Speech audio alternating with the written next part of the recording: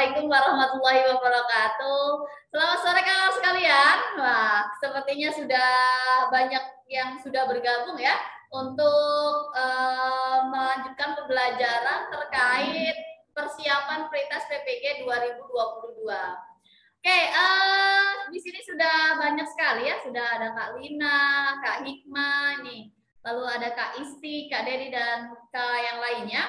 Hari ini nanti akan saya bahas, gitu ya, akan kita bahas bersama terkait pedagogi, gitu ya. Kemarin juga sudah dikasih PR ya, sepertinya juga sudah dikerjakan.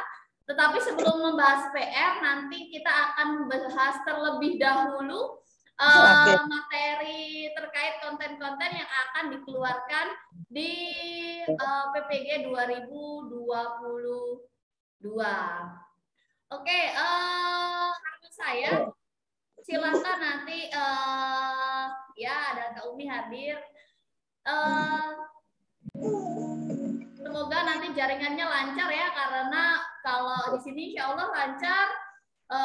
Meskipun sedikit gerimis, semoga tetap semangat ya. Oke, langsung saja kita akan membahas terkait materi pedagogi yang selanjutnya.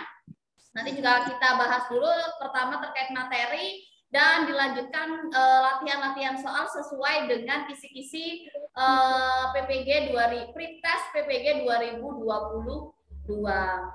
Oke, nanti silakan mikrofonnya boleh dimatikan gitu ya untuk video, nanti bisa dihidupkan juga boleh gitu ya. Nanti apabila ada yang ditanyakan silakan di list dulu di kolom chat apa aja yang mau ditanyakan gitu ya. Jadi tidak perlu menunggu di sesi akhir baru ngetik pertanyaan, itu enggak ya. Jadi kalau misalkan ada yang ditanyakan bisa sambil ditulis di kolom chat. Nanti untuk biasa kalau ada sesi tanya jawab ataupun menjawab pertanyaan, kakak bisa menggunakan kolom chat untuk menjawab pertanyaan. Oke, bismillahirrahmanirrahim. Mari kita mulai saja.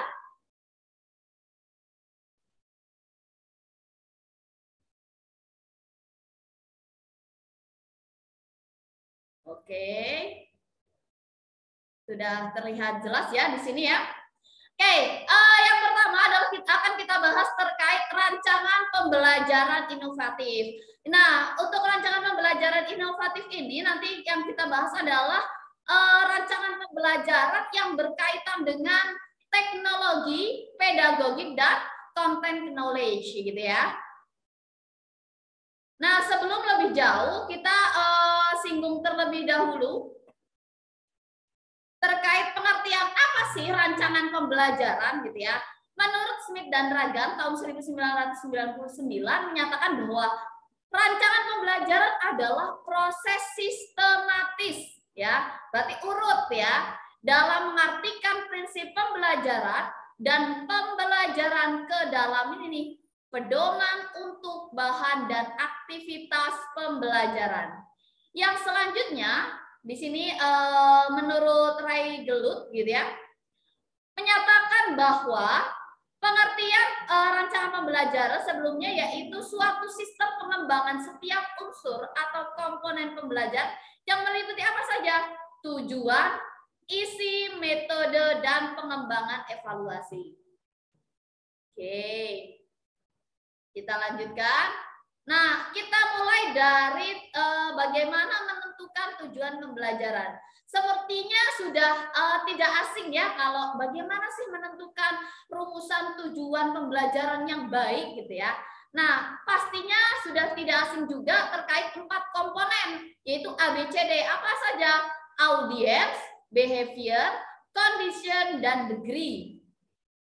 Kita ulang saja ya, nih ya. Walaupun mungkin Bapak Ibu sekalian mungkin sudah bosan melihat ABCD ini, karena setiap membuat RPP pasti langsung dilihat dulu ya, ada ABCD-nya nggak ya, ada audiensnya nggak ya. Jadi dalam RPP ini audiens di sini diartikan sebagai orang yang belajar atau orang yang perilakunya akan diubah. Kalau di sini biasanya ada siswa, kalau enggak peserta didik. Sedangkan yang kedua adalah B, behavior atau hasil belajar yang terukur dan dapat dilihat. Nanti kita kasih contohnya ya. Lalu yang selanjutnya adalah condition. Condition di sini adalah kondisi. atau segala sesuatu yang berbentuk seperti alat, bahan, gambar yang disediakan saat penilaian agar siswa dapat menunjukkan perilaku hasil belajarnya. Dan yang terakhir adalah degree. Degree di sini adalah kriteria keberhasilan. Oke, kita mulai dari contoh yang pertama. Misalkan, siswa dapat mengidentifikasi minimal 2 gambar serangga jika disediakan sejumlah gambar hewan-hewan arthropoda. Di sini yang menjadi audiens adalah siswa, jelas ya. Lalu dapat mengidentifikasi. Nanti kita kerucutkan kembali. Kalau mengidentifikasi ini maksudnya soal lots gitu ya, atau HOTS gitu ya, atau C1, C2 atau C6. Nah, nanti kita akan pelajari. Lalu di sini ada degree, pencapaiannya minimal 2. Gitu ya. Nah, di sini ada gambar-gambar hewan arthropoda. Ini adalah condition. Oke, sepertinya sudah mulai paham ya. Kita lanjut ke contoh 2 gitu ya.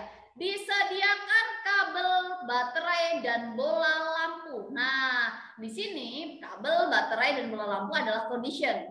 Lalu siswa di sini audiensnya gitu ya. Lalu membuat gitu, jelas kalau membuat ini C6 ya. Ini termasuk behavior gitu ya, dan degree-nya apa? Sampai lampu menyala. Jadi dalam penyusunan tujuan pembelajaran si A, B, C, D ini tidak harus urut A, B, C, D, tidak. Jadi yang penting 4 komponen ini ada dalam tujuan pembelajaran. Oke, sepertinya paham ya. Kita lanjutkan. Nah, dalam pembentukan tujuan pembelajaran, di sini yang pertama adalah harus ada kolaborasi peserta didik dengan guru. Jadi di sini saya sudah kasih contoh ya 3 perbandingan gitu ya, orientasi pembelajaran dalam rumusan tujuan pembelajaran. Oke. Di sini oke saya perbesar. Nah, di sini dalam yang pertama gitu ya, contoh yang pertama adalah ada yang berpusat pada guru, ada yang berpusat pada peserta didik, ada kolaborasi antara guru dan peserta didik. Untuk tujuan pembelajaran di era sekarang ini sepertinya sudah jadul sekali kalau misalkan membuat tujuan pembelajaran gitu ya, berpusatnya kepada guru. Nah, di sini contoh kata-kata yang mengatakan bahwa tujuan pembelajaran di sini adalah berpusat pada guru atau guru yang aktif. Yang pertama misalnya nih, melalui kegiatan ceramah guru. Artinya di sini guru yang aktif. Contoh lainnya misalkan begini. Setelah guru memaparkan materi secara lisan. Di sini artinya guru juga yang aktif. Meskipun di sini ada siswa dapat membuat kalimat tanya menggunakan kosakata baku dan kosakata efektif dengan benar. Walaupun di sini ada kegiatan siswa, tapi di sini ada waktu kata awalnya di sini dijelaskan guru yang aktif. Alangkah lebih baiknya dalam menyusun tujuan pembelajaran, misalkan yang pertama berpusat pada peserta didik. Tujuan pembelajaran setelah mengamati gambar tumbuhan, atau di sini setelah membaca teks PowerPoint di layar. Artinya di sini siswa yang aktif gitu ya. Nah, ini artinya berpusat pada peserta didik. Lalu kalau misalkan buat tujuan pembelajaran tapi bukan berpusat pada guru, bukan berpusat pada peserta didik, tapi kolaborasi antara guru dan peserta didik. Contohnya seperti ini. Tujuan pembelajarannya setelah siswa dan guru berdiskusi. Jadi kata kerjanya adalah kata kerja kolaborasi siswa dan guru. Atau bisa diganti lagi. Misalkan setelah bermain peran bersama guru tentang tanaman, siswa dapat membuat kalimat tanya menggunakan kosakata baku dan kalimat efektif dengan benar. Artinya gitu ya, dalam pembuatan tujuan pembelajaran yang harus kita perhatikan nanti kalau misalkan ada opsional A, B, C, D, yang pilihlah gitu ya, kata kerja yang menunjukkan utamanya adalah kolaborasi peserta didik dan guru. Jika tidak ada, maka kita harus memilih yang berpusat pada peserta didik. Artinya peserta didik yang aktif. Gitu ya. Paham ya? Kita lanjutkan ke selanjutnya. Di sini adalah 3 orientasi juga pembelajaran gitu ya. Tapi dalam deskripsi kegiatan pembelajaran. Kalau tadi kan ini pada rumusan tujuan pembelajaran. Kalau yang selanjutnya adalah pada kegiatan pembelajaran. Oke. Yang pertama adalah deskripsi kegiatan pembelajaran berpusat pada guru. Misalkan gini. Biasanya ini masih sering banget ditemukan. Guru memberikan apersepsi, gitu ya. Ya karena wajar gitu ya pas pertama pembelajaran gitu ya, guru memberikan apersepsi dulu gitu ya. Tapi kata-katanya bisa kita ubah jadi gini.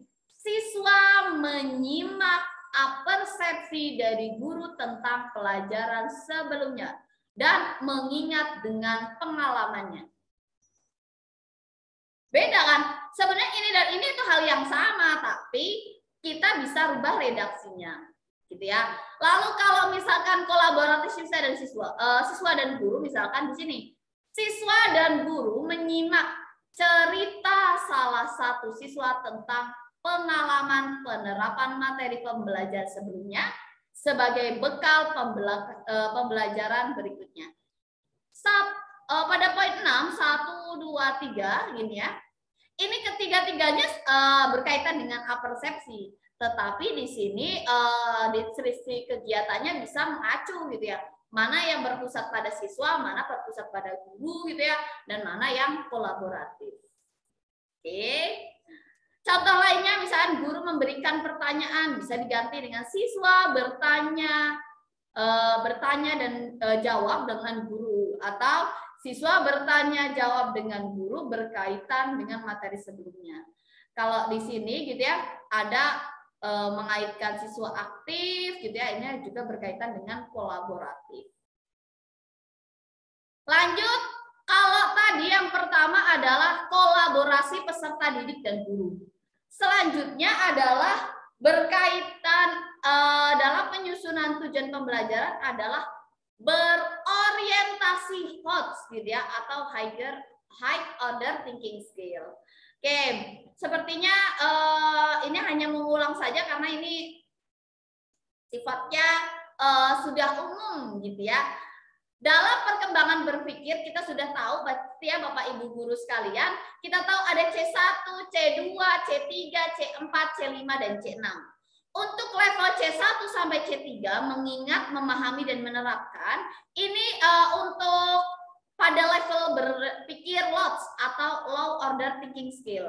Sedangkan C4 sampai C6 ini baru soal ini baru termasuk keterangan berpikir yang HOTS gitu ya, high order thinking skill. Nah, di sini kita kupas satu persatu. Pada level C1 atau mengingat, pengetahuannya adalah pengetahuan faktual. Kata kerja operasionalnya, nah ini nanti bisa dibaca gitu ya. Walaupun tidak dihafal, alangkah lebih baiknya harus tahu gitu ya. Kalau C1 kata kerjanya misalkan menyebutkan, mendaftar, mengulang, atau menirukan. Pada level 2 memahami. Untuk memahami di sini kata kerja operasionalnya adalah menjelaskan, mengklasifikasikan, menerima dan melaporkan. Lalu untuk C3 atau menerapkan gitu ya, ini ada menggunakan, mendemonstrasikan dan mengilustrasikan. Nah, kalau level pengetahuannya atau knowledge dimensionnya gitu ya, kalau C2 itu pengetahuan konsep gitu ya. Kalau C3 itu pengetahuan prosedural. Jadi siswa itu kalau pada C3 di sini sudah bisa mendemonstrasikan atau mengilustrasikan. Lalu untuk yang keempat di sini ada menganalisis. Kata kerja operasionalnya adalah membandingkan, memeriksa, mengkritisi dan menguji. Lalu pada level kelima atau C5 yaitu mengevaluasi. Di sini siswa sudah harus mampu menilai, memutuskan, memilih dan mendukung. Dan yang C6, tahap ke-6 yaitu mengkreasi. Artinya siswa itu bisa membuat, mengkonstruksi, berkreasi, mendesain, menulis, atau menyusun gitu ya. Nah ini maksudnya ke C6. Kita langsung ke lihat contoh penerapan HOTS gitu ya. Dalam indikator pencapaian kompetensi. Jadi dalam penerapan HOTS ini harus terdapat di indikator pencapaian kompetensi. Contohnya seperti apa gitu ya. Misalkan kompetensi yang pertama ada 3.3 ini misalkan dalam pelajaran bahasa Indonesia gitu ya. Menggali informasi dari seorang tokoh melalui wawancara menggunakan daftar pertanyaan. Jadi ketika menyusun indikator, jadi di salah satu kisi-kisi gitu ya, di kisi-kisi pretest PPG 2022 itu salah satunya adalah menyusun indikator jika disediakan entah itu tujuan pembelajaran atau kompetensi. Nah, di sini misalkan ada 3.3.1 ya, menyebutkan gitu ya. Nah, ini adalah levelnya adalah level HOTS gitu ya. Menyebutkan. Nah, kalau misalkan membuat ini kan C6, artinya ini sudah HOTS. Lanjut kalau misalkan pada 4.3 gitu ya, melaporkan hasil wawancara menggunakan kosakata baku dan kalimat efektif dalam bentuk teks tertulis. Di sini kalau menuliskan gitu ya, ini kan sudah HOTS gitu ya. Membuat peta pikiran tentang kata tanya gitu ya, ini juga sudah HOTS. Jadi dengan mengetahui kata kerja operasional, kita juga bisa menyusun indikator pencapaian kompetensi ini dengan penerapan HOTS dengan benar. Lanjut contoh lain, kalau misalkan penerapan HOTS-nya tapi dalam tujuan pembelajaran. Di sini sudah misalkan yang tidak berorientasi pada HOTS gitu ya. Melalui kegiatan mengamati tumbuhan. Ini sudah aktif ya. Siswa dapat Bapak.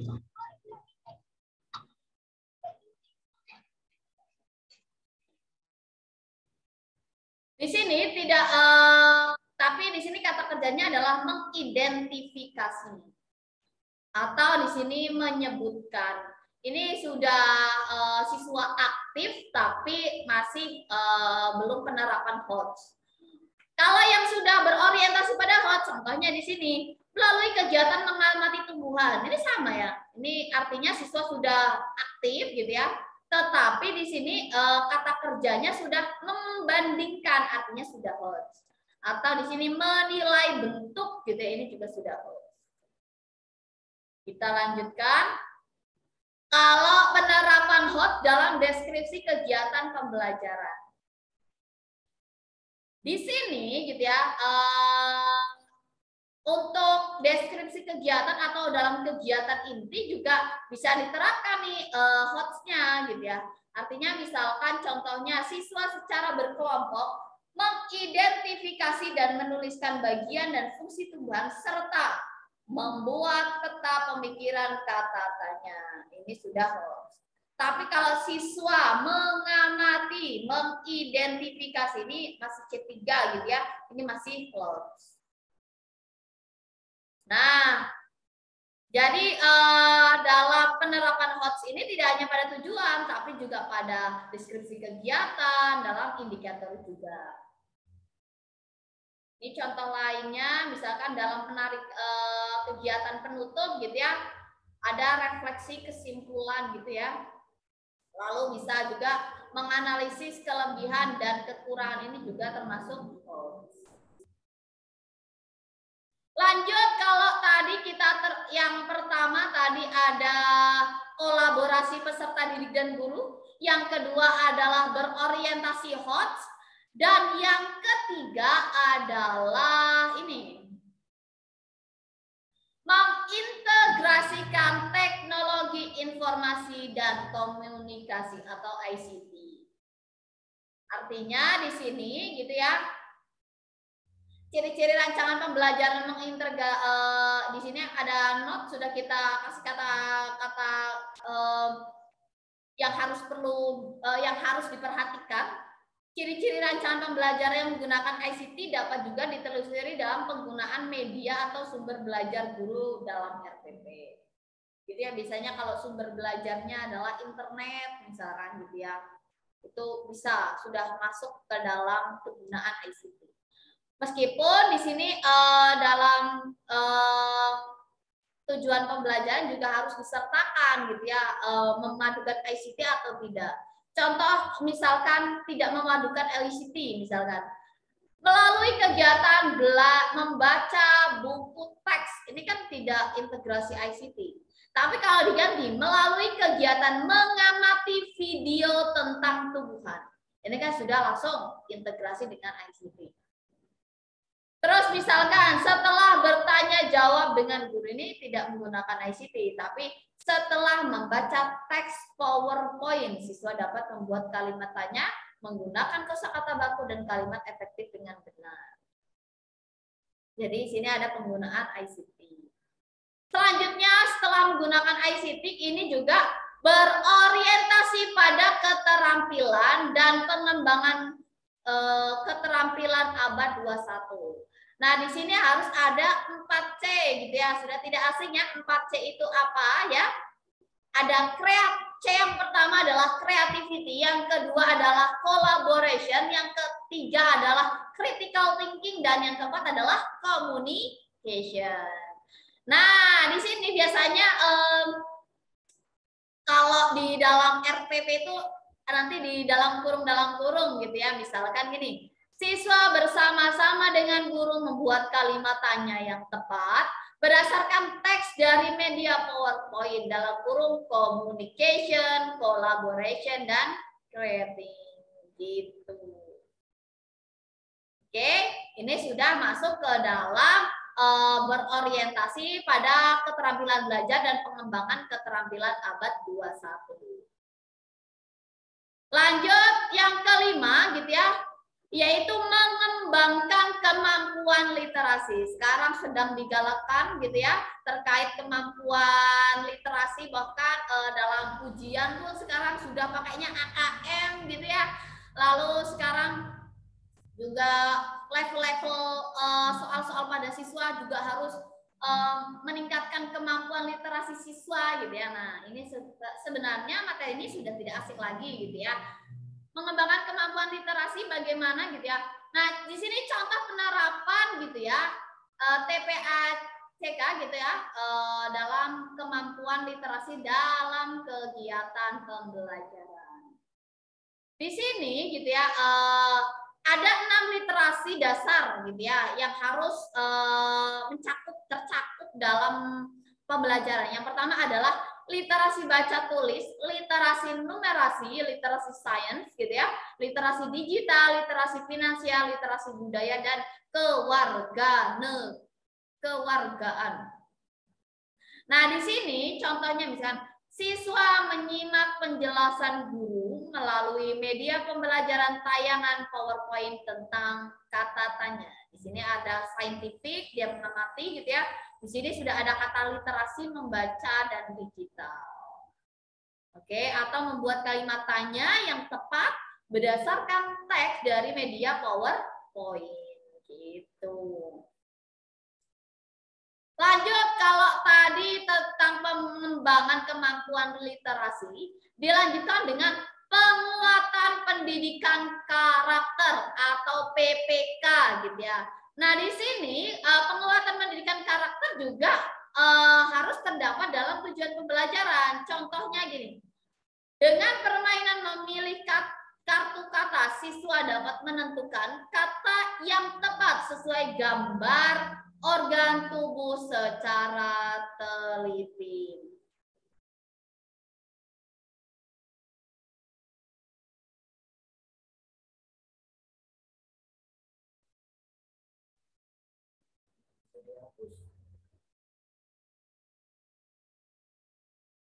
Oke, jangan coret-coret ya kakak-kakak sekalian.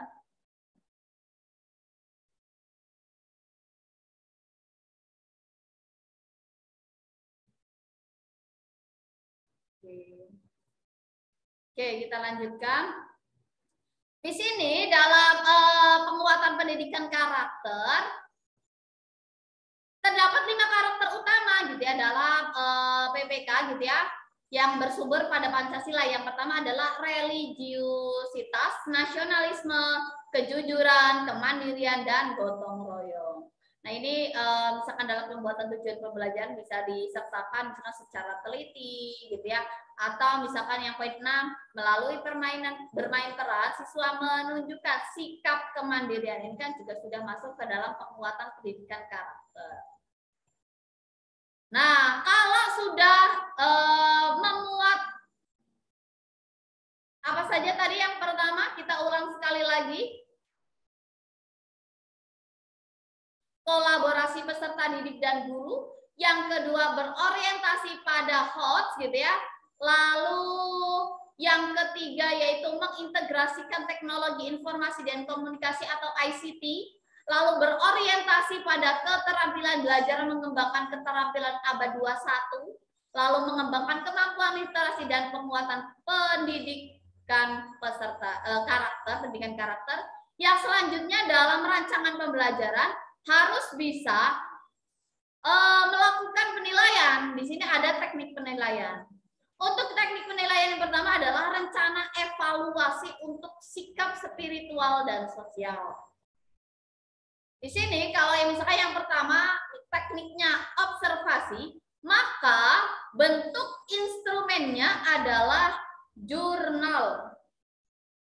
Lalu waktu pelaksanaannya yaitu saat pembelajaran berlangsung. Keterangannya adalah penilaian untuk pencapaian pembelajaran atau assessment for end of learning. Jadi ada assessment for learning and assessment and as learning dan di sini assessment of learning. Tapi kalau penilaian diri di sini bentuk instrumennya adalah checklist. Di sini adalah saat pembelajaran sudah selesai. Nah ini atau lebih kita kenal sebagai penilaian sebagai pembelajaran atau as learning. Dan penilaian antar teman yaitu angket setelah pembelajaran usai atau penilaian sebagai pembelajaran. Lanjut, yaitu terkait masih teknik penilaian tapi di sini rencana evaluasi untuk aspek pengetahuan. Oke. Sebentar, saya minum dulu ya.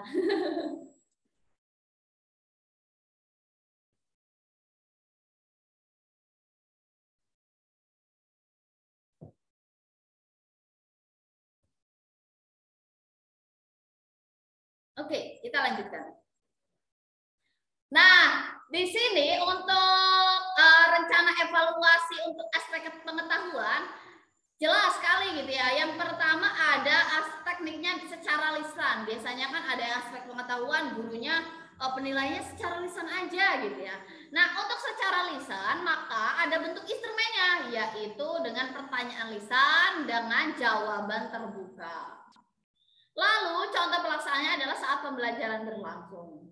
Kalau selanjutnya tekniknya penugasan, maka gitu ya, pertanyaan atau tugas itu berbentuk isai, pilihan ganda, salah benar boleh, menjodohkan boleh, isian boleh, atau yang lainnya. Kalau dan pelaksanaannya sama saat pembelajaran berlangsung. Lalu yang teknik tertulis sama gitu ya, sama pada bentuk instrumennya sama dengan saat penugasan. Lalu yang terakhir adalah portofolio gitu ya. Pasti sudah tidak asing juga nih. Kalau portofolio di sini bentuk instrumennya adalah sampel pekerjaan terbaik hasil dari penugasan atau tes tertulis. Oke.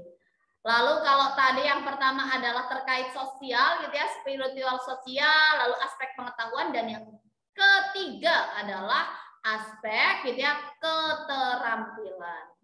Untuk aspek keterampilan ada 4 teknik sama, praktik, lalu produk, proyek, dan portofolio. Untuk praktik ini tugas keterampilan gitu ya. Tapi pelaksananya berbeda dengan pengetahuan. Kalau pas pengetahuan kan saat pembelajaran langsung. Kalau praktik itu boleh saat berlangsung atau setelah selesai atau saat pembelajaran berlangsung, dan setelah selesai. Kalau produk ini sama, kalau proyek selama atau usai pembelajaran berlangsung. Kalau portofolio saat pembelajaran sudah selesai. Untuk aspek keterampilan. Nih, nah kalau misalkan rencana pembelajaran sudah selesai gitu ya, itu kan pasti ada dua kemungkinan. Ketika pembelajaran sudah penilaian gitu ya, penilaiannya nilainya bagus gitu ya. Kalau penilaiannya bagus berarti nanti perlu ada pengayaan. Kalau misalkan masih ada yang perlu diperbaiki, maka ada pembelajaran remedial. Nah, ini masuk juga dalam pembelajaran gitu ya, rancangan pembelajaran.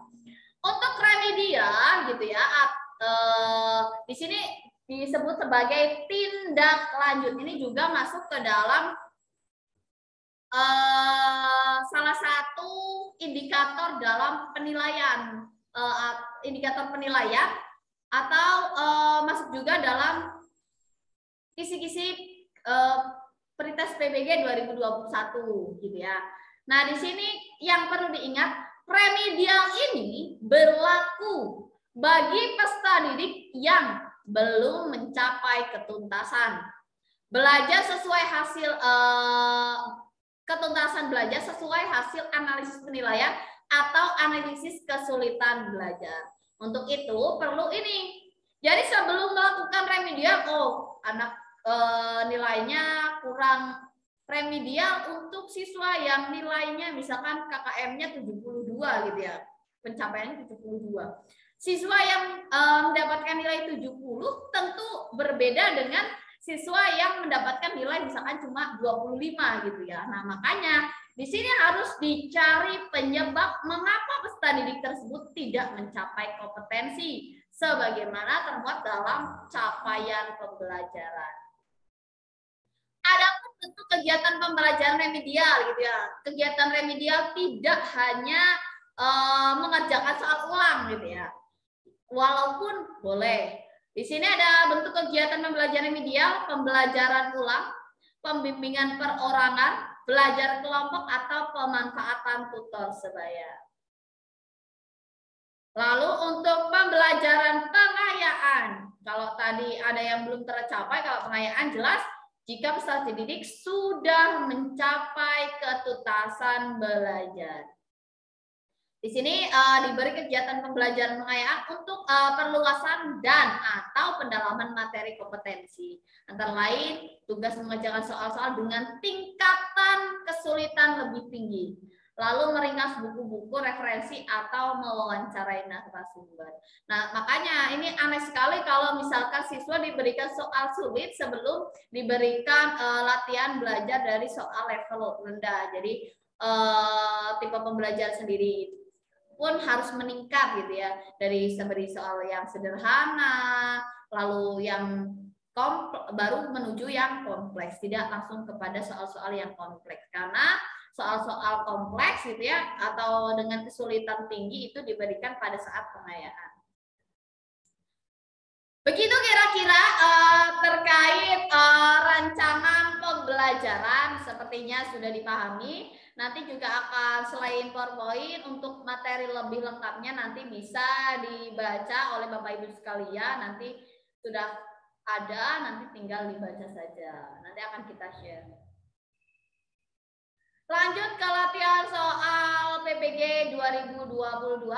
Buat sekalian boleh menulis di kolom chat nanti untuk jawabannya A, B, C, D, atau E seperti biasa gitu ya.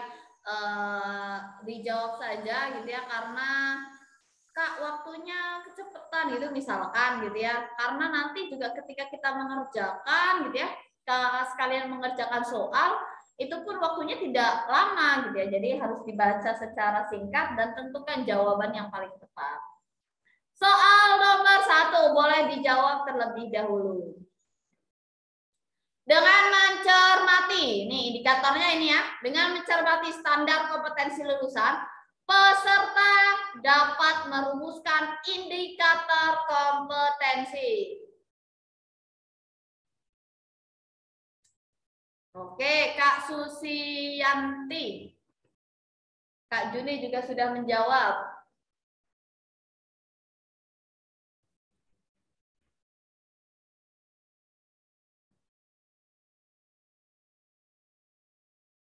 Oke, mantap sekali. Sepertinya sudah Kak Dani, Kak Lilis. Oke. Tepat sekali ya, jawabannya adalah yang E. Di sini langkah cepatnya adalah maka rumusan indikator yang bisa dikembangkan guru pada tingkatan kognitif mencipta C6 adalah tepat sekali di sini ada mengelompokkan, ada menyebutkan, ada menjelaskan, ada membedakan gitu ya, dan ada membuat. Langsung ya, kalau C6 berarti adalah membuat. Sip. Sudah paham berarti nih ya. Nah, di sini kata kerja untuk C6 atau mencipta itu ada membangun, membentuk, membuat, menampilkan, maksudnya di sini ya, memperjelas gitu ya, menemukan dan menyusun. Jadi yang paling tepat adalah yang E. Oke, ada yang raise hand. Kenapa ini? Kak Mulia dan Kak Mutia. Bagaimana, Kak? Iya. Mohon maaf, Kak. Untuk yang pertemuan kemarin kan saya belum mengikuti, dan kemarin juga kan ada soal pretest pedagoginya ya. Itu saya ada yang bingung soal yang nomor 7 sama nomor, ya cuma nomor 7 aja, Kak. Oke. Untuk latihan soal atau yang di pembahasan sudah dibahas? Yang di latihan soal, yang drilling. Oke, untuk yang drilling nanti akan kita bahas setelah latihan yang rancangan pembelajaran ini. Nanti kita bahas semua dari nomor 1 sampai nomor 50. Oh gitu, oke Kak. Oke. Ya, terima kasih. Sama-sama. Oke, kita lanjutkan lebih dahulu ya. Oke, sudah benar semua ini kalau kita lihat. Ya, good. Kita lanjutkan ke soal nomor 2. Untuk nomor 2, berdasarkan rumusan indikator kompetensi peserta dapat merumuskan capaian pembelajaran. Oke, boleh dibaca terlebih dahulu.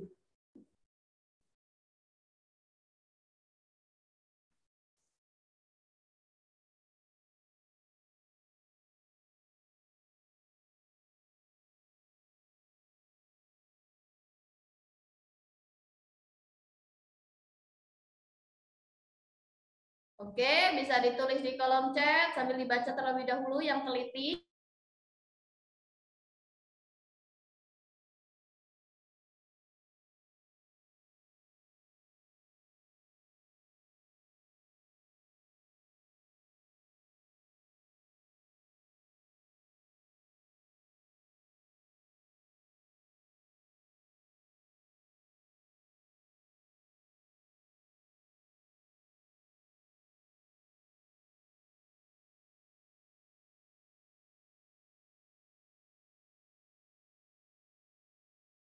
Oke, ini jawabannya macam-macam ini ya.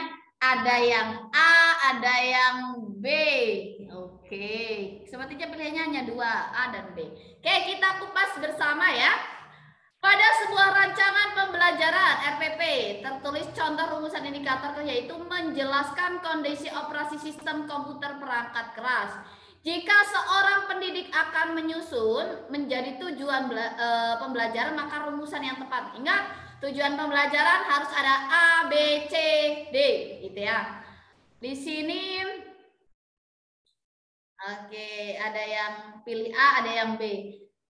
Oke. Di sini langsung saja, misalkan kita lihat jawaban yang paling tepat adalah yang B, ya. Oke. Ingat kalau dalam ABCD di sini yang setelah melaksanakan proses pembelajaran menggali informasi melalui diskusi, siswa dapat menjelaskan kondisi operasi sistem dan komponen perangkat keras dan capaiannya adalah secara benar. Kalau pada poin A gitu ya, setelah melaksanakan proses pembelajaran melalui praktik, siswanya sini sudah ada, menjelaskan kondisi operasi sistem dan komponen perangkat keras berupa komponen input dan proses dan output, kurang ada ininya dong nih, secara benar. Jadi yang lebih tepat di sini adalah yang B. Gitu ya. Meskipun di sini sudah ada setelah melaksanakan proses pembelajaran melalui praktik misalkan, itu kan berarti sudah ada condition-nya gitu ya. Di sini ada condition-nya, ada C-nya, sudah ada A-nya gitu ya. Lalu sudah ada dapat menjelaskan di sini ya, dapat menjelaskan kondisi ini berupa komponen input dan proses output. Ini juga sudah ada B-nya gitu ya, ada behavior-nya, tapi kurang D-nya saja pada poin A, yaitu secara benar atau dengan benar gitu ya. Jadi yang lebih tepat adalah yang B. Oke, tidak apa-apa, kita lanjutkan ke soal nomor 3.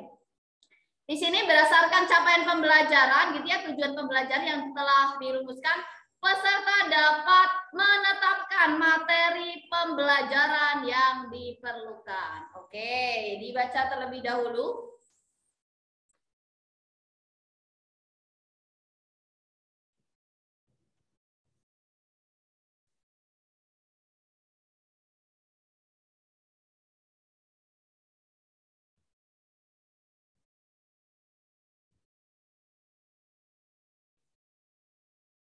Oke, boleh di...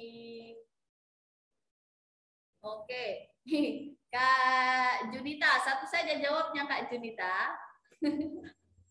Ada Kak Ubi, Kak Yulia, sudah ada yang jawab B, ada yang jawab D. Oke. Aduh, jangan coret-coret ya kakak-kakak.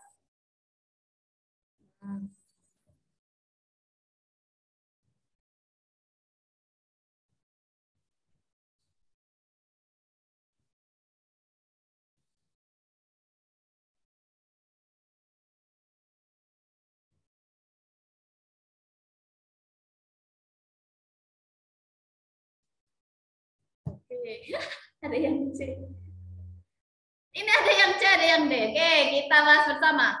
Pada saat menyusun perencanaan pembelajaran pokok materi tentang akar tumbuhan, seorang guru merumuskan tujuan pembelajaran agar siswa dapat mengidentifikasikan. Di sini mengidentifikasikan akar tumbuhan, mengelompokkan dan membedakan jenis akar. Ini berarti masuk ke plots ya. Adapun pilihan strategi pembelajaran untuk pembelajaran materi kepada siswa tersebut yaitu strategi pembelajaran deduktif. Berdasarkan tujuan strategi pembelajaran tersebut mencerminkan ragam pengetahuan yang jenisnya. Oke, ini sebenarnya jelas sekali kalau mendefinisikan ini pasti jawabannya, yaitu fakta. Oke, kita bahas bersama ya. Aduh.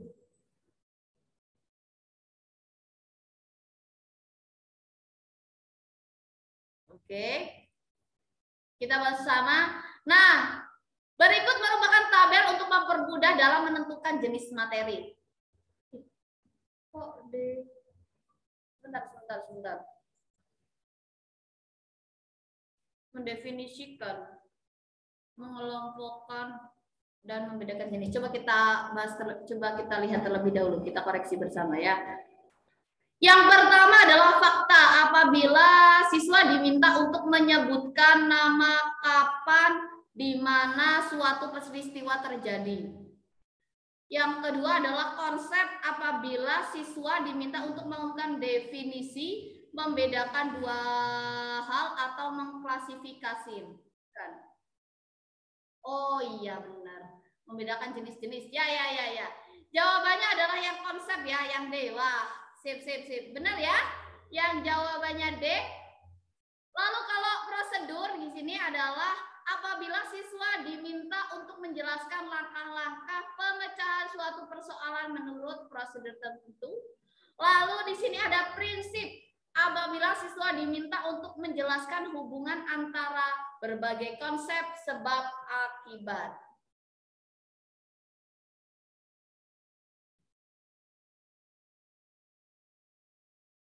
Lalu keterampilan apabila siswa diminta untuk membuat sesuatu. Aspek afektif apabila siswa diminta memilih dan melakukan sikap tertentu terhadap suatu kejadian.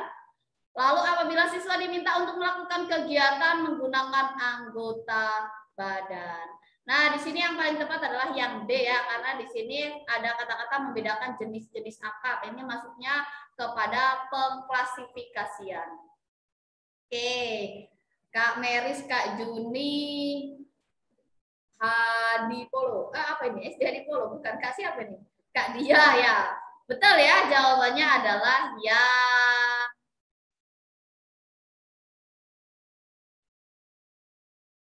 D. Lanjut ke soal selanjutnya.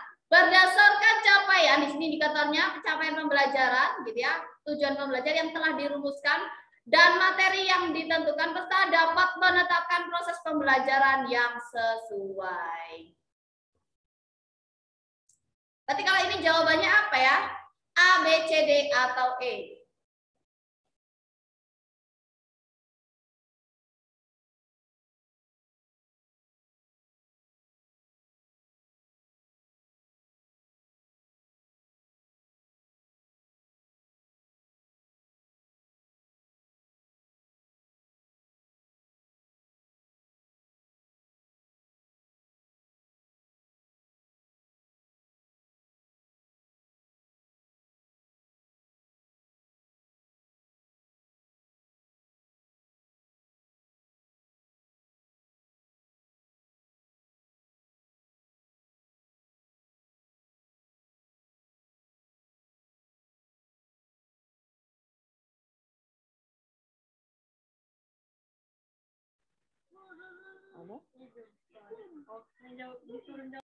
Oke, sudah banyak jawab yang E. Oke, tepat sekali ya jawabannya ya. Perencanaan pembelajaran yang menekankan pada proses keterlibatan peserta didik secara penuh untuk dapat menemukan materi yang dipelajari dan dihubungkan dengan situasi kehidupan sehari-hari. Betul sekali, jawabannya adalah kontekstual. Nah, di sini sekalian kita bahas bersama ya. Oke. Dalam menjawab soal-soal tipe di atas, kita harus memahami tentang model-model pembelajaran dan karakteristiknya. Contohnya yang pertama, kita mulai bahas dari discovery learning. Untuk discovery learning, ini adalah model pembelajaran yang melibatkan, kata kuncinya adalah siswa secara aktif untuk mencari dan menyelidiki suatu permasalahan, sehingga siswa gitu ya dapat di sini siswa dapat mencari menyelidiki suatu permasalahan sehingga siswa dapat menyimpulkan konsep dari pembelajaran yang telah dipelajari. Sedangkan kalau kontekstual tadi sudah benar sekali gitu ya, atau CTL, contextual teaching learning gitu ya, adalah konsep pembelajaran yang mengaitkan materi yang diajarkan dengan situasi dunia nyata siswa dan mendorong siswa membuat antara pengetahuan yang dimilikinya dengan penerapannya dalam kehidupan mereka sehari-hari. Lalu kalau kooperatif, gitu ya, kalau kooperatif kata kuncinya adalah bekerja sama dalam kelompok-kelompok kecil.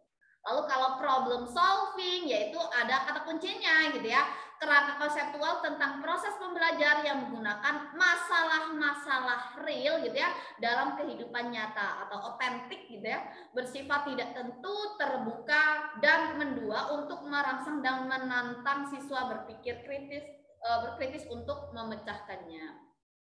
Lalu ada project based learning gitu ya, atau PJBL, merupakan strategi pembelajaran yang dikembangkan berdasarkan penerapan proyek dengan melibatkan siswa menyelidiki masalah dunia nyata.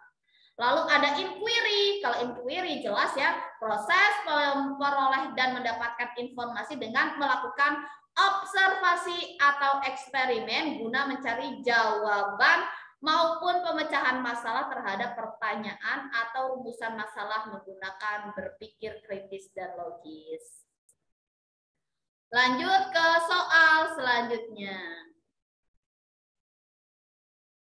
Di sini indikatornya adalah berdasarkan capaian pembelajaran gitu ya yang telah dirumuskan dalam materi ditentukan gitu ya, peserta didik dapat menentukan sumber belajar atau media pembelajaran yang diperlukan. Oke, kalau ini jawabannya apa ya? A, B, C, D, atau E?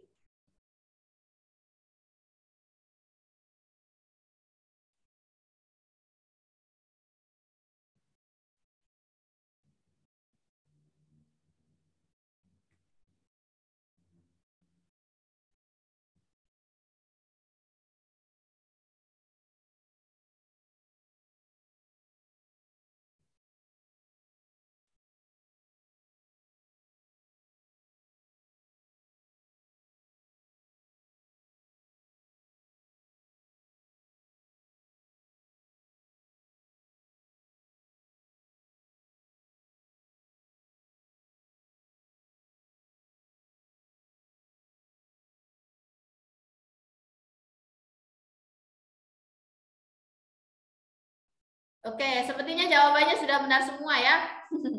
Saat merancang pembelajaran, seorang guru ingin menyederhanakan konsep atau prinsip atau hukum yang kompleks sehingga dapat memperjelas penyajian pesan secara tertulis.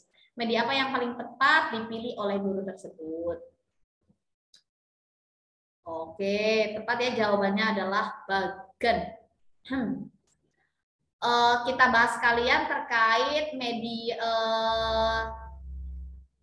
media pembelajaran atau sumber belajar gitu ya. Yang pertama adalah tentang media foto. Untuk foto tersendiri ini ada kelebihannya. Yang pertama, sifatnya konkret menunjukkan pokok masalah dibanding media verbal. Gitu ya, kalau verbal kan cuma suara saja gitu ya. Kalau ini kan lebih konkret. Lalu dapat mengatasi batasan ruang dan waktu, mengatasi keterbatasan pengamatan, dapat memperjelas suatu masalah dan murah harganya dan gampang didapat serta digunakan. Kelemahannya adalah hanya menekan persepsi indera mata, lalu gambar atau foto yang terlalu kompleks kurang efektif untuk kegiatan pembelajaran. Nah, di sini ukurannya sangat terbatas untuk kelompok yang besar. Misalnya satu kelas isinya 40 anak gitu ya.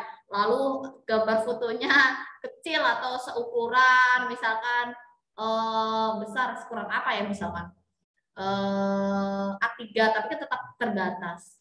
Nah, di sini ada syarat pembuatan media foto yang baik yaitu otentik, sederhana, ukurannya relatif, menyesuaikan dengan siswanya gitu ya dan mengandung gerak atau perbuatan. Lanjut sketsa. Kalau terkait sketsa, ini adalah gambar yang sederhana atau draft kasar yang melukiskan bagian-bagian pokok tanpa detail. Sketsa ini selain dapat memperjelas penyampaian pesan, menghindari verbalisme, menarik perhatian siswa, harganya pun tidak perlu dipersoalkan sebab media ini langsung dibuat oleh guru. Jadi sketsa ini dibuat secara cepat, sementara guru menerangkan dapat pula dipakai untuk tujuan tersebut. Selanjutnya diagram. Untuk diagram di sini adalah gambar sederhana menggunakan garis-garis gitu ya dan simbol. Diagram atau skema menggambar struktur dari objeknya secara garis besar. Di sini menunjukkan hubungan antara komponen atau sifat dari proses. Di sini diagram yang baik itu sebagai media pendidikan itu benar digambar rapi, diberi titel atau ada judulnya gitu ya, ada label gitu ya dan penjelasan yang perlu saja. Cukup besar dan ditempatkan di tempat-tempat strategis, selalu penyusunannya disesuaikan dengan pola pembaca yang umum dari kiri ke kanan dan atas ke bawah. Lalu selanjutnya ada bagan atau chart gitu ya. Di sini menyajikan ide-ide atau konsep yang sulit disampaikan secara tertulis. Di sini dapat dimengerti anak, sederhana dan lugas, tidak berbelit-belit gitu ya. Lalu diganti pada waktu-waktu tertentu agar tetap termasa gitu ya. Juga tidak kehilangan dari daya tarik itu sendiri. Dan yang terakhir adalah APE atau alat permainan edukatif. Alat permainan edukatif ini adalah alat yang digunakan oleh anak untuk bermain sambil belajar. Artinya alat dan bermain itu sendiri merupakan sarana belajar yang menyenangkan, gitu ya. Anak-anak tidak akan bosan gitu ya bermain. Di samping itu dengan bermain akan membawa anak kepada pengalaman yang positif dalam segala aspek seperti aspek pengembangan keimanan dan ketakwaan gitu ya, daya pikir, daya cipta dan kemampuan olah tubuh jasmani. Yang terakhir adalah grafik. Di sini grafik adalah sebagai media visual gitu ya. Grafik juga bisa dikatakan sebagai gambar sederhana yang menggunakan titik-titik, garis atau gambar gitu ya. Nah, disusunnya berdasarkan prinsip matematik atau menggunakan data komparatif. Nah, media grafis dikatakan baik gitu ya jika memenuhi ketentuan berikut. Yang pertama adalah jelas untuk dilihat seluruh kelas, hanya menyajikan satu ide setiap grafik, jadi tidak tumpuk-tumpuk informasi gitu ya. Lalu ada jarak atau ruang kosong antara kolom-kolom bagiannya, warna yang digunakan kontras dan harmonis, tidak hanya hitam putih saja gitu ya. Berjudul dan ringkas, sederhana, mudah dibaca, praktis dan mudah diatur, menggambarkan kenyataan realisme, menarik, jelas dan tidak memerlukan informasi tambahan dan teliti. Oke, kira-kira itu saja terlebih dahulu terkait penyusunan rancangan pembelajaran. Nanti kita besok bisa melanjutkan gitu ya, sambil nanti kita bagikan soal. Selain itu akan kita bahas terkait PR yang kemarin. Oke, mungkin yang sudah mengerjakan sudah dikerjakan semua ya. Yang sudah mengerjakan nanti bisa dibuka gitu ya, jawaban dibuka, lalu bisa kita cocokkan bersama. Oke. Oke, sebentar ya.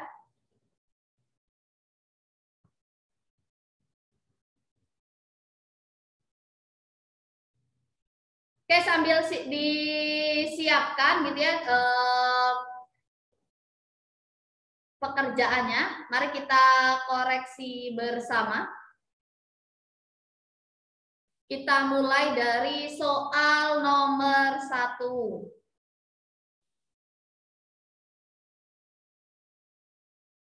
Oke, sebentar.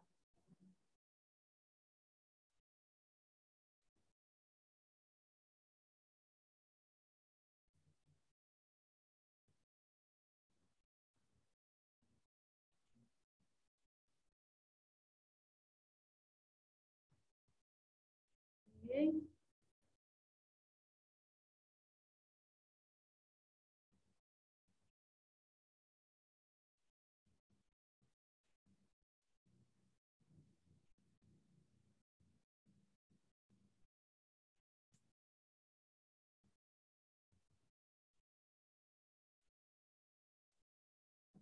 Sebentar.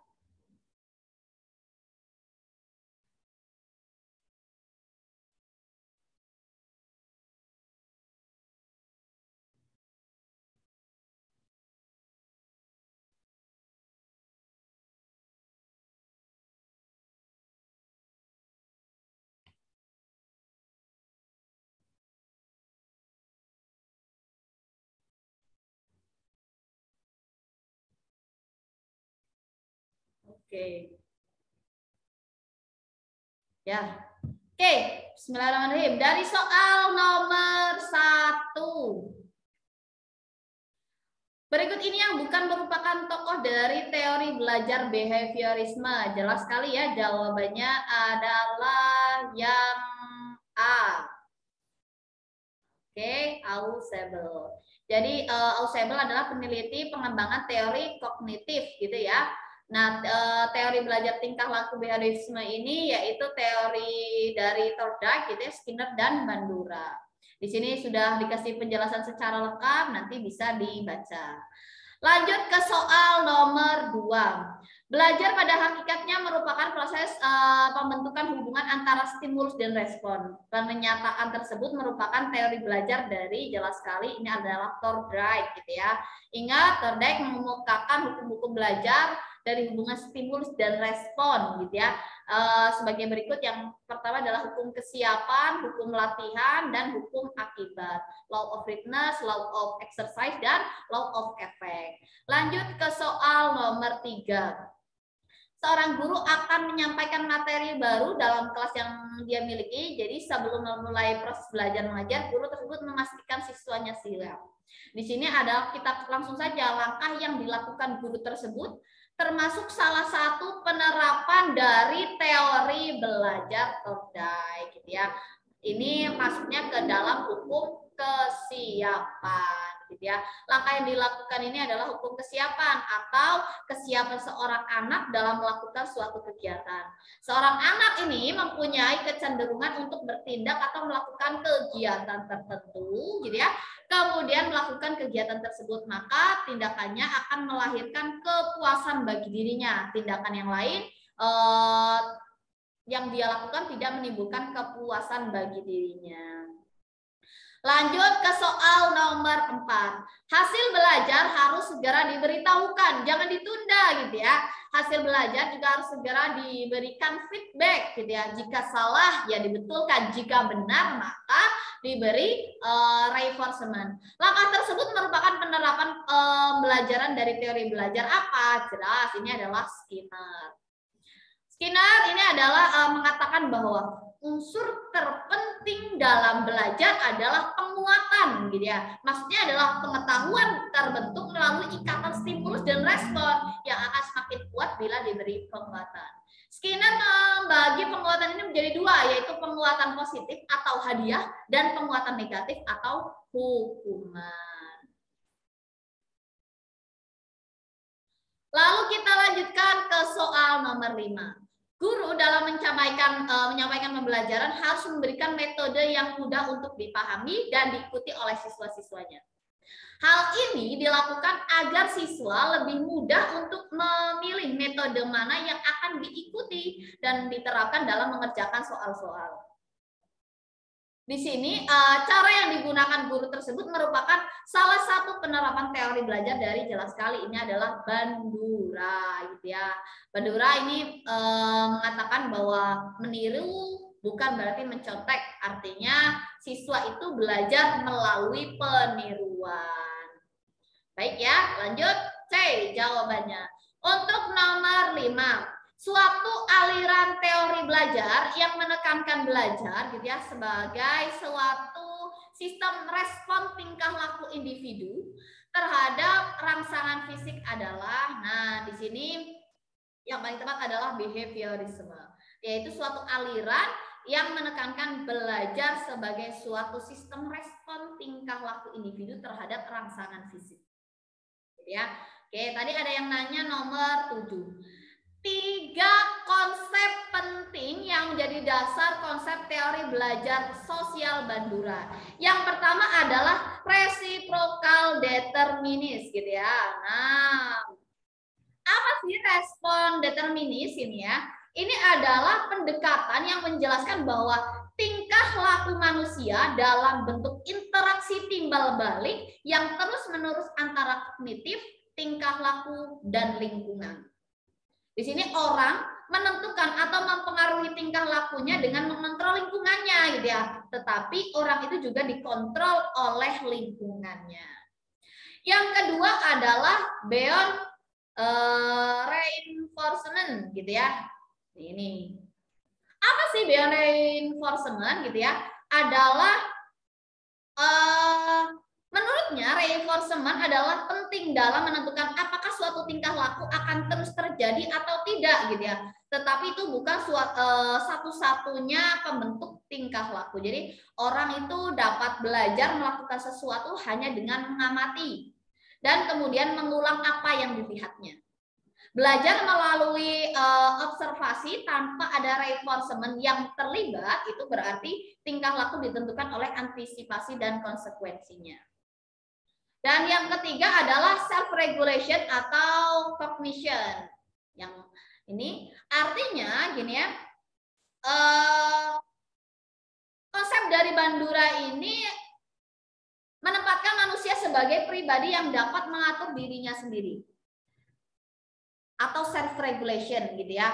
Mempengaruhi tingkah laku dengan cara mengatur lingkungan, menciptakan dukungan kognitif, lalu mengadakan konsekuensi bagi tingkah lakunya sendiri. Jadi kalau yang pertama itu kalau respon determinis ini adalah orang itu bisa menentukan, mempengaruhi atau dipengaruhi itu oleh lingkungannya. Kalau yang kedua itu belajar, si orang itu belajar dari apa yang dilihat, belajar dari apa yang dilihat gitu ya, lalu menirukannya gitu ya. Kalau yang self regulation itu lebih kepada seorang manusia secara pribadi itu dapat mengatur dirinya sendiri. Kira-kira begitu. Nanti saya tambahkan di sini di bawahnya ya. Jadi yang paling tepat adalah yang D. Lanjut ke sepertinya soalnya yang kemarin itu sudah dibahas gitu ya. Tapi nggak apa-apa, nanti ditambahin aja. Hakikat belajar menurut Skinner gitu ya. Kalau ini ada yang paling tepat adalah B ya. Belajar adalah suatu proses membutuhkan penguatan dan ganjaran, yang D. Lanjut ke soal nomor 9. Berikut ini adalah tahapan belajar gitu ya anak dalam belajar geometri menurut Van Hill. Oh, ini juga kemarin sudah ya. Van Hill yang kecuali adalah eliminasi. Ada 5 tahapan yaitu pengenalan, analisis, pengurutan, deduksi, dan akurasi. Jadi yang bukan adalah yang D. Coba kalau nomor 10.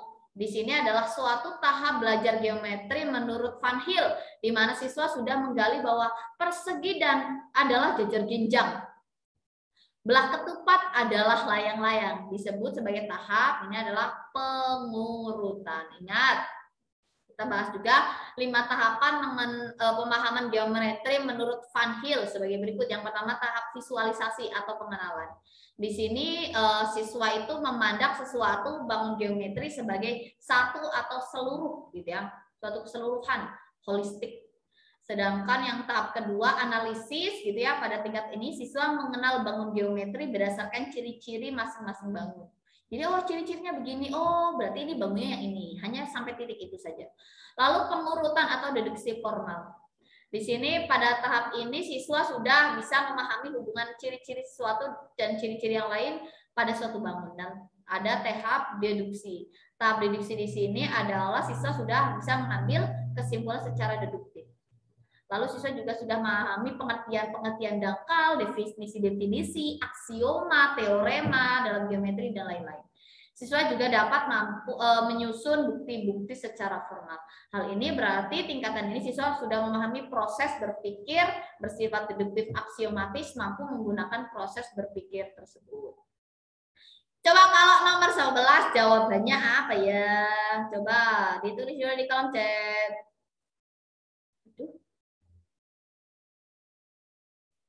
Yo, suatu tahapan di mana siswa meninjau kembali, meringkas apa yang telah dipelajari, dan guru membuat sintesis melengkapi survei secara global terhadap apa-apa yang telah dipelajari siswa tersebut pada tahap ini apa nih? Integrasi, orientasi, eksploitasi, informasi, atau E?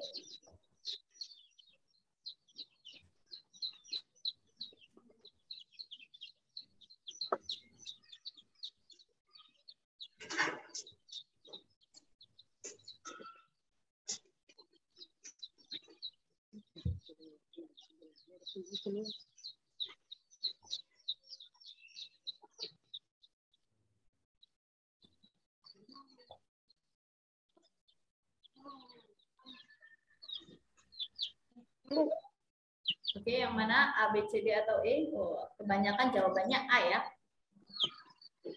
A. Ada yang E. Oke, kita lihat jawaban yang paling tepat adalah yang A. Betul, integrasi. Ya. Integrasi. Fase-fase Van Hill adalah informasi, orientasi, eksplisitasi, orientasi bebas, dan fase integrasi. Oke. Nah, di sini pada fase integrasi siswa meninjau kembali, meringkas apa yang telah dipelajari. Jadi yang paling tepat adalah yang Kita lanjutkan ke soal nomor 12. Nah, ini apa? Konsep penting dalam teori belajar Vygotsky adalah A, B, C, D, atau E? B, B, B. Scaffolding dan zone of proximal development.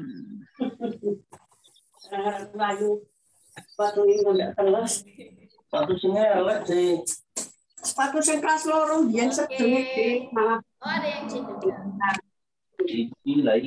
Ya, tepat sekali. Jawabannya adalah yang B ya. Scaffolding and zone of proximal development.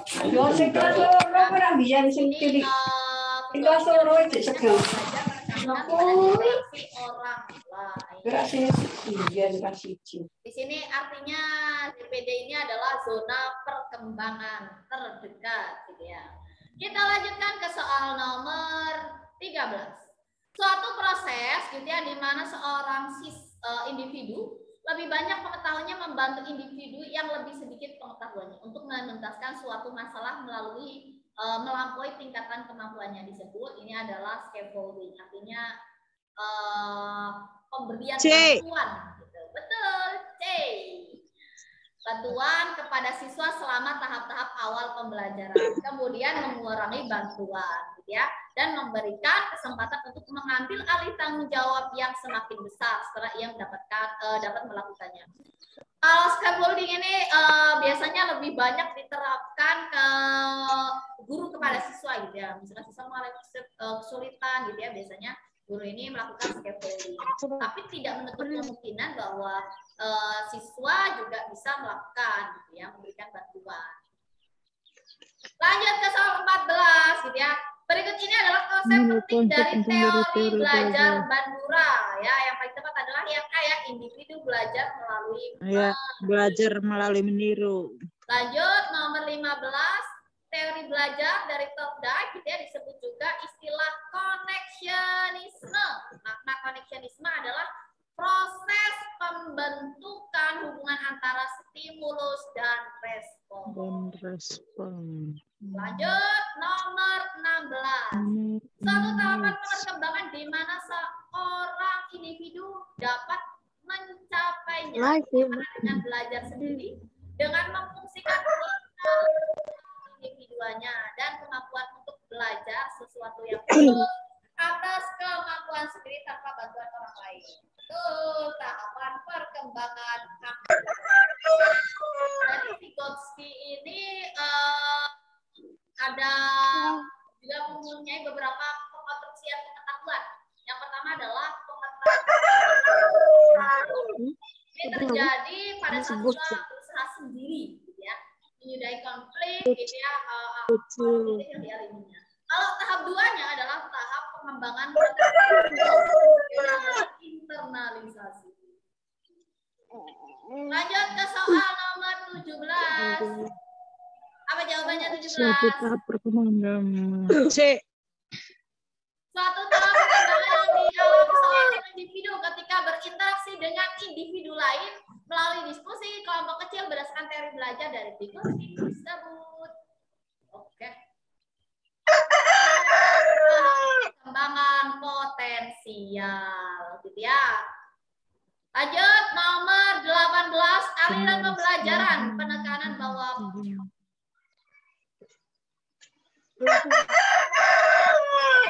ini. Saya mute ya. Oke. 18, aliran pembelajaran menekankan bahwa pengetahuan dikonstruksi gitu ya individu melalui interaksi sosial dengan individu-individu lain terlebih yang mempunyai pengetahuan dan sistem kultur yang lebih baik disebut yang C ya, konstruktivisme sosial. Siswa mengkonstruksi konsep perlu mempertimbangkan lingkungan sosial. Nomor 19. Berikut merupakan implikasi dari teori belajar dari Thorndike dalam pembelajaran kecuali, hati-hati, yang paling tepat adalah yang B. Metode pemberian tugas latihan akan lebih cocok untuk penguatan dan hafalan. Ingat, yang bukan adalah yang B. Karena yang ditanyakan kecuali.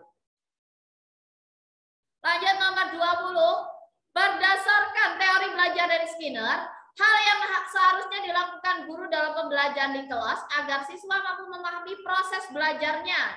Tepat sekali. Memberi drill soal. Ini menurut Skinner soalnya ya. Jadi menurut Skinner menyatakan bahwa ganjaran atau penguatan mempunyai peranan yang amat penting dalam proses belajar. Contohnya adalah pemberian PR, penguatan positif untuk siswa. Nomor 21, jawabannya apa? 3 unsur utama dalam pembelajaran geometri apabila ditata secara terpadu akan dapat meningkatkan kemampuan berpikir anak, yaitu A, B, C, D, atau E. Betul. Ini Kak Rena, sudah benar ya? Jawabannya adalah A ya. Waktu, metode pembelajaran, dan alat peraga. Nomor 22. Hebat nak, tingkatkan prestasimu gitu ya. Penguatan positif ini guru sampaikan terhadap siswa yang berprestasi. Ini adalah tindakan sesuai dengan teori belajar yang dikemukakan oleh jelas sekali oleh Skinner. Good. Nomor 23. Pembelajaran yang bermakna mendorong siswa untuk lebih memahami atau terampil. Ya, benar. Memahami. Lanjut ke soal 24. Peristiwa atau proses pengaitan objek gitu ya, baru gitu ya, dengan konsep yang telah ada melalui identifikasi perbedaan disebut betul akomodasi. Ini juga kemarin sudah ya. Ingat teori belajar menurut Piaget, asimilasi, akomodasi, dan ekuilibrasi gitu ya. Ingat dalam kegiatan belajar, siswa mengaitkan objek baru dengan konsep yang ia miliki disebut proses interaksi.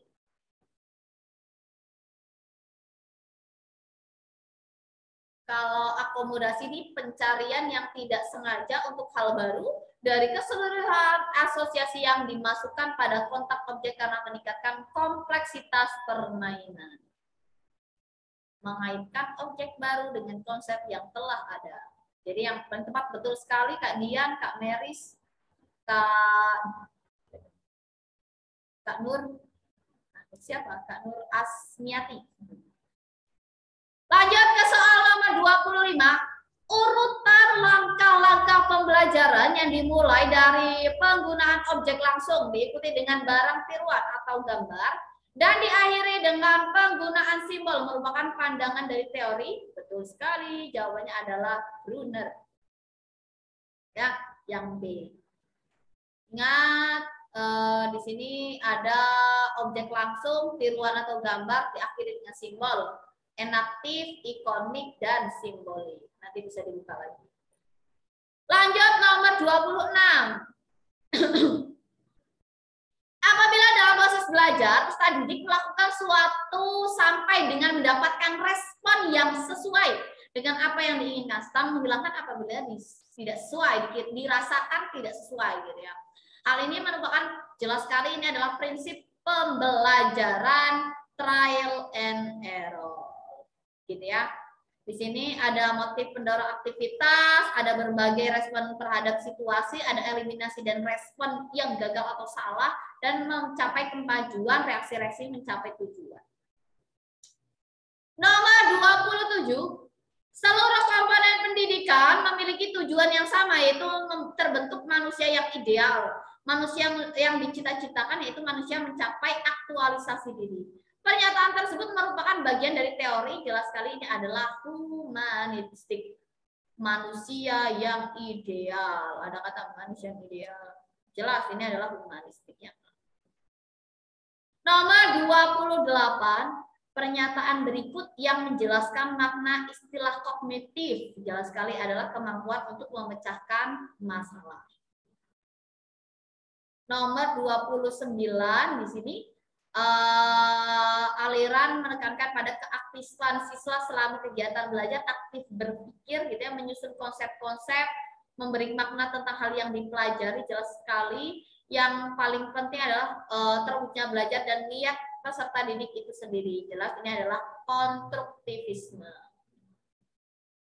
Nomor 30, pada tahap konseptualisasi, kemampuan yang dimiliki oleh peserta didik adalah mampu memecahkan masalah. Di sini Kolb membagi belajar menjadi 4 tahapan ya. Ada tahap pengamalan konkret, pengamalan aktif dan reflektif, ada konseptualisasi, dan ada eksperimen aktif. Lanjut, nomor 31, berikut ini tipe belajar menurut Habermas, kecuali ada 3 nih. Coba jawabannya apa? Nomor 31. A, B, C, D, atau E?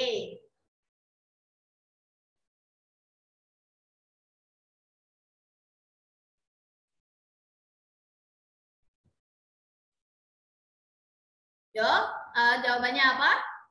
3 tipe belajar menurut Habermas, kecuali.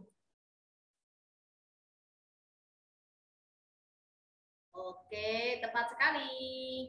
Jawabannya adalah yang C ya, belajar aktif. Kak Irna, tuh.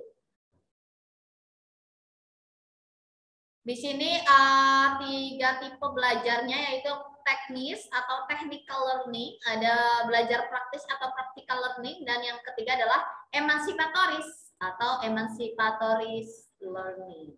Nanti bisa secara lengkap bisa dibaca. 32. Di dalam proses pembelajaran mahasiswa diharapkan dengan situasi di mana ia bebas mengumpulkan data, membuat dugaan, hipotesis, lalu mencoba-coba, lalu menemukan keteraturan dan mengeneralisir dan menyusun rumusan bentuk umum dan membuktikan benar tidaknya. Jelas sekali ini adalah teori belajar konstruktivistik ya. Betul, Kak Dian, Kak Nur, Kak Irna juga benar nih. Oke. Jawabannya yang A. Nomor 33 berikut ini yang benar terkait dengan tingkat kesulitan sebuah soal adalah, boleh dijawab? Oke. Tepat sekali jawabannya adalah yang A ya. Semakin besar nilai indeks kesulitan tersebut, maka semakin mudah. Sebaliknya, semakin kecil nilai indeks tersebut, maka soal semakin sulit. Biasanya ini kalau habis menyusun soal, diujikan kepada siswa, nanti kelihatan indeks kesulitannya ya. Betul. Lanjut nomor 34, Pak Ahmad sedang melaksanakan diagnostik gitu ya, kesulitan belajar terhadap siswanya dengan langkah menganalisis lembar jawaban ulangan. Betul, ini adalah proses identifikasi masalah. Betul, jadi begitu ketemu gitu ya hasil jawabannya nanti dianalisis. Ini adalah proses identifikasi masalah. Nomor 35, betul, langkah pertama yang harus diperhatikan dalam kegiatan merencanakan penilaian sikap adalah betul menentukan sikap yang akan dikembangkan. Good. Lanjut nomor 36, di antara pernyataan berikut yang benar adalah yang D ya, penilaian diri dan penilaian antar teman dilakukan jika diperlukan untuk validasi data dan observasi dulu.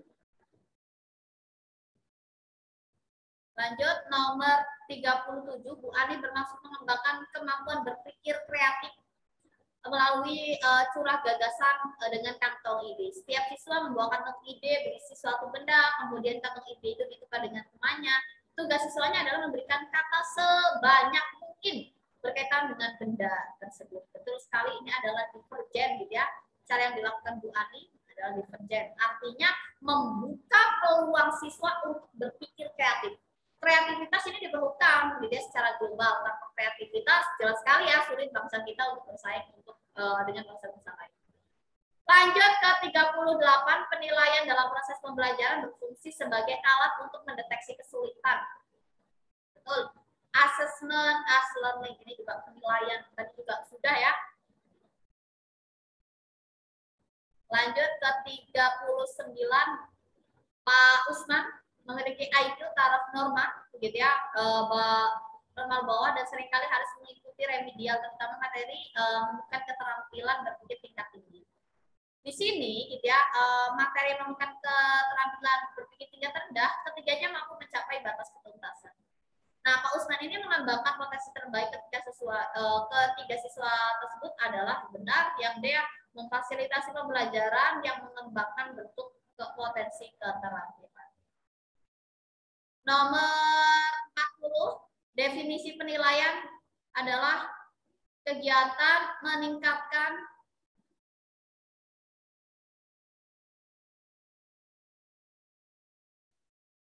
yang C ya, kegiatan dalam meningkatkan kualitas kinerja, produktivitas suatu lembaga dalam melaksanakan programnya.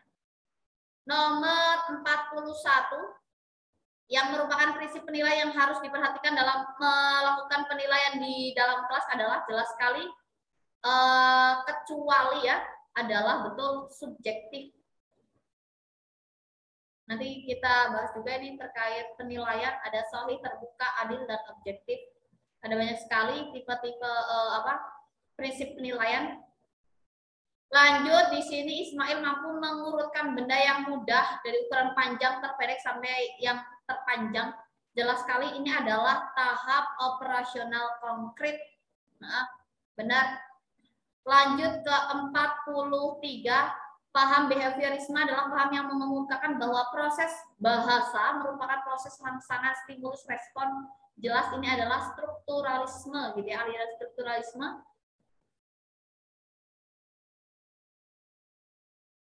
Lanjut ke 44, pada dasarnya strategi pembelajaran di sekolah dapat menggunakan teori behavioristik untuk mengajarkan siswa memproses informasi sebagai berikut, kecuali adalah membuat skema. Karena di sini ada kata kuncinya adalah teori behavioristik. Kalau behavioristik itu mengajarkan siswa proses informasi, ada asosiasi, membedakan, mengingat, dan mencoba, gitu ya. 45. Dalam perencanaan pembelajaran ada beberapa prinsip yang harus diperhatikan. Belajar hanya terjadi apabila anak aktif mengalami sendiri. Jelas sekali ini adalah keaktifan, ya. Betul. Lanjut ke 46. Pernyataan berikut yang sesuai dengan pandangan kaum strukturalis adalah yang A ya, fokus perhatian pada fonologi morfologi, sedikit pada sintaksis dan sama sekali tidak pada semantik. 47, pada dasarnya teori belajar behavioristik sangat menekankan pada benar perkembangan siswa, behavioristik ya. 48, seorang anak yang terbiasa disuapi ibunya waktu ibunya meninggal tidak mau makan. Ini adalah extinction gitu ya, atau penghilangan yang dikenal dengan teori klasikal gitu ya, pembiasaan ini ya oleh Pavlov gitu ya, classical conditioning oleh Pavlov.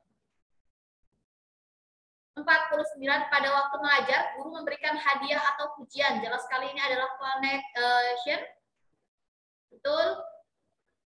Dan terakhir, menurut Hull, teori semantik behavior, proses belajar merupakan upaya menumbuhkan kebiasaan melalui serangkaian percobaan. Kalau menurut Hull itu mereka lebih kenalnya eksperimental laboratorium. Kalau kita lebih kenal serangkaian percobaan.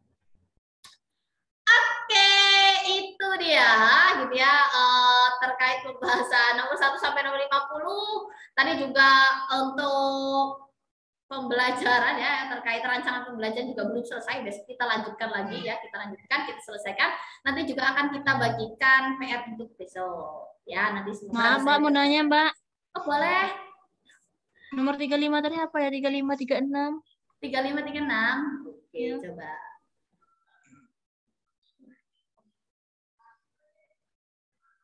Tiga, 5, 36. 35C. 36B. D. Makasih ya, Mbak. Sama-sama. Oke, itu dia. Masih ada waktunya sudah habis, tapi nggak apa-apa lah. Ada yang mau ditanyakan, boleh ditanyakan terlebih dahulu. Nanti akan kita jawab di pertemuan besok. Tapi boleh, kalau mau bertanya boleh ditulis dulu di kolom chat atau menghidupkan mikrofon juga boleh.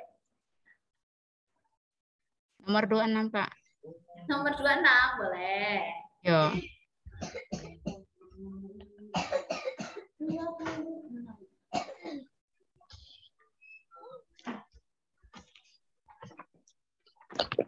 B.